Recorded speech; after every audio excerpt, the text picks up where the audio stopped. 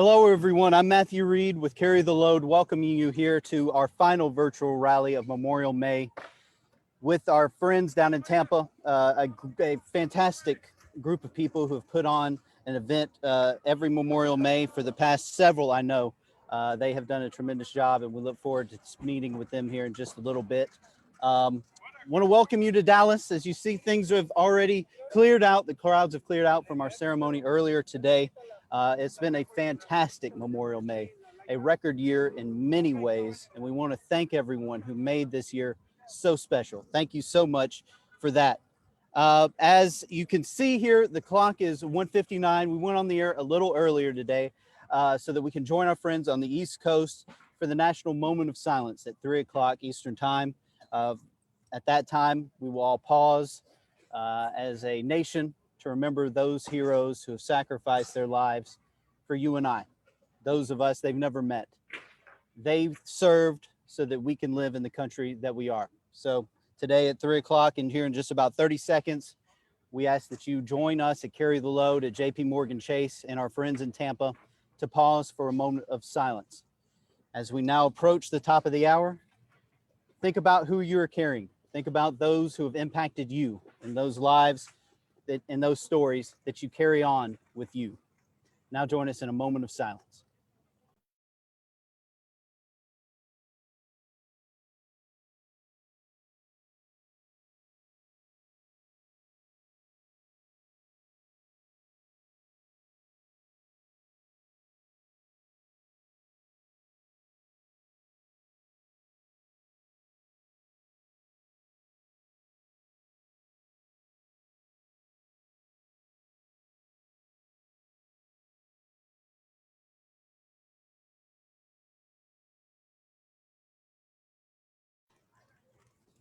Thank you so much for that.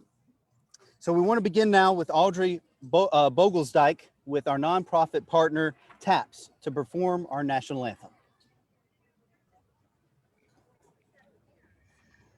Oh, say, can you see by the dawn's early light what so proudly we hailed at the twilight's last gleaming, whose broad stripes and bright stars through the perilous fight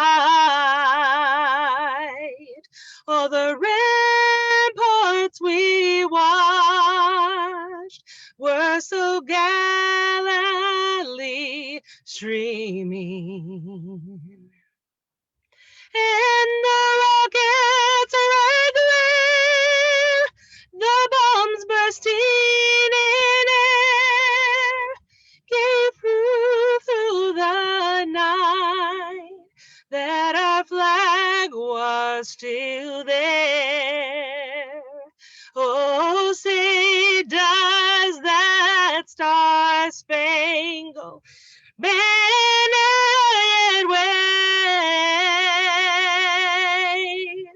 o'er the land of the free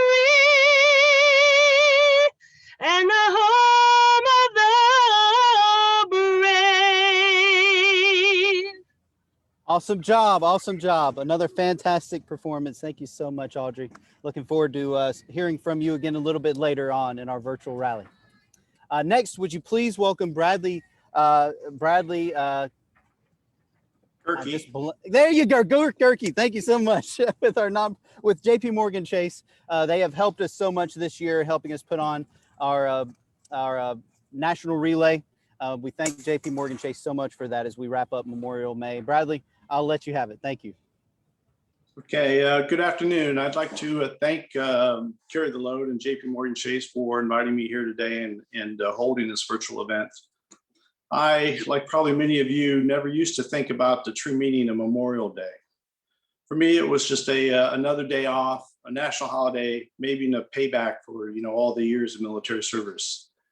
On the rare occasion where I actually was home and not at sea on one of my deployments underwater, working long days, 7 days a week, It was a day of hot dogs, hamburgers, beer, family, beginning of summer. And probably many people here in Florida, it was a day of boating and fishing. So at my first Carry the Load event 5 years ago, I expected food, family, and fun. Well, I certainly did have all that, food, family, and fun. However, as I listened closely to the opening ceremony speakers, they asked a question that I had not heard before and wasn't really prepared to answer. They asked, "Who are you carrying?"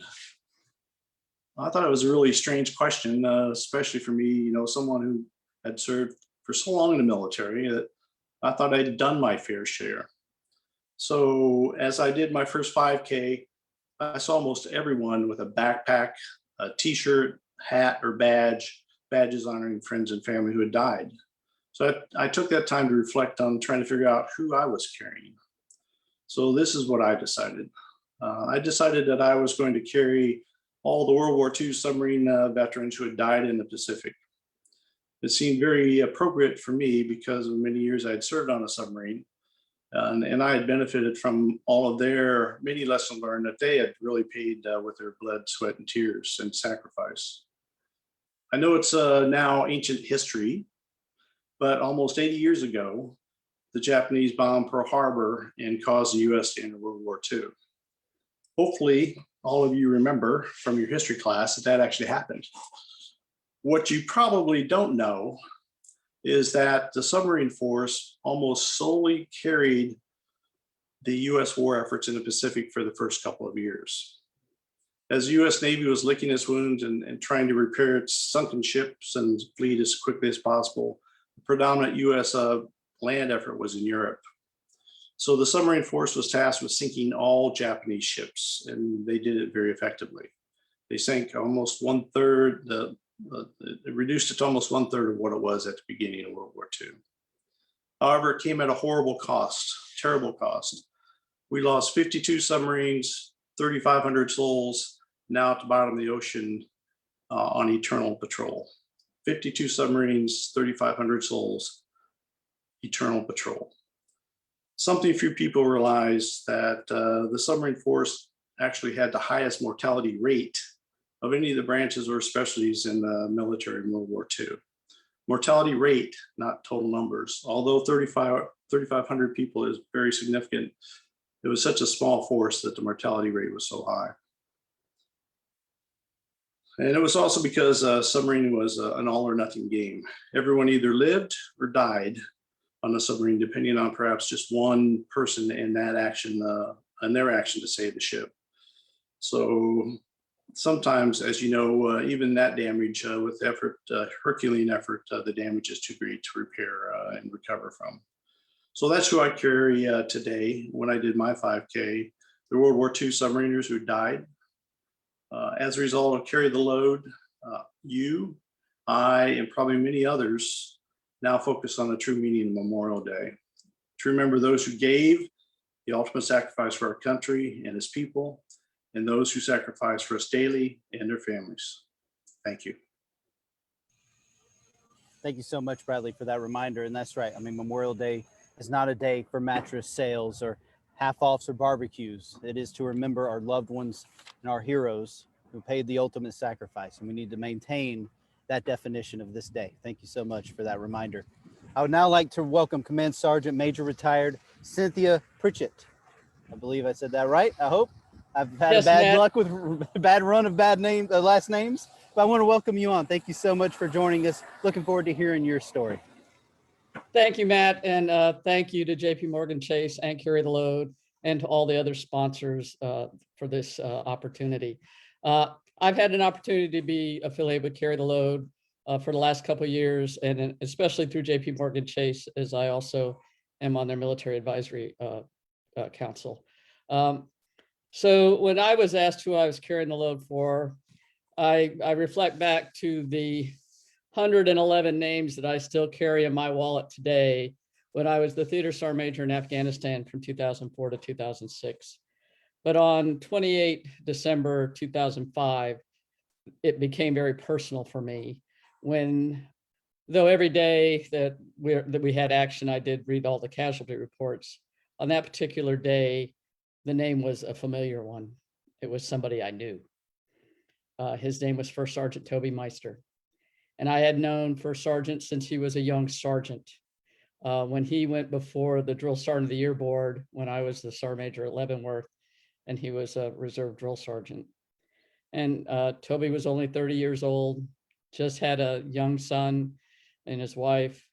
And while Memorial Day, I've always spoken at events, this brought back to me the true meaning of Memorial Day and who I carry for, and those 111 souls, of which 93 were Americans, but there were also a British soldier, a Norwegian, 3 Canadians, 2 Frenchmen, and a Romanian.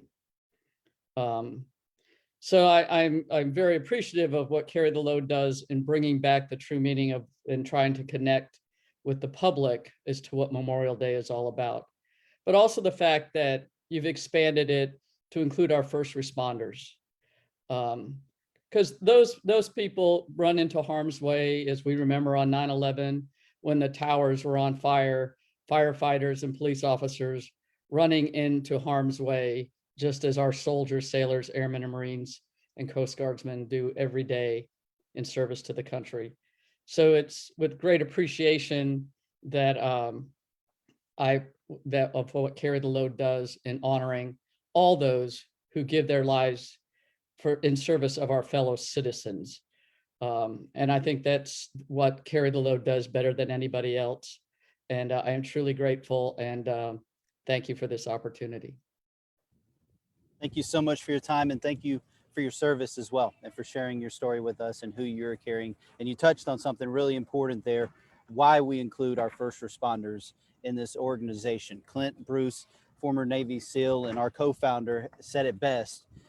We can't go overseas and do what we do if we didn't know that our families were going to be taken care of back home. And that is so important to our service members, and also to the work that those first responders do back home here.